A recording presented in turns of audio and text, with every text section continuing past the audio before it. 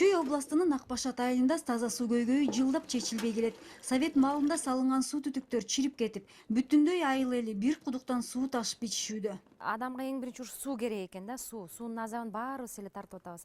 Анан ошо эми биз деле сүт алабыз. Сүт алгандан кийин тияка барып бачокту чайкап, антип минтип анан сууап келет бачокко.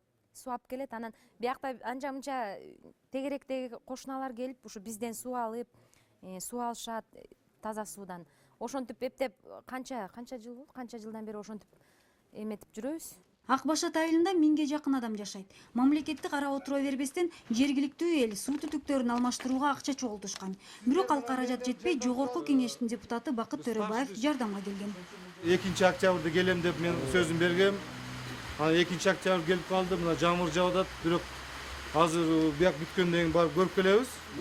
Ошондо мен айткам, жардам берем. Анан ошол акчаны мен алып келдим.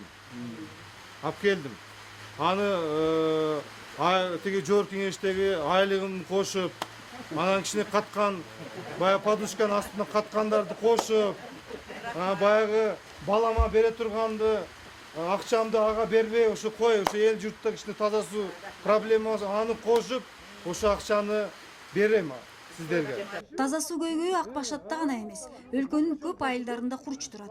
Бул маселени мамлекеттик деңгээлде чечүү үчүн эмки жылдын бюджетине 500 миллион сом бөлүү сунушу каралып жатканын кошумчалады депутат.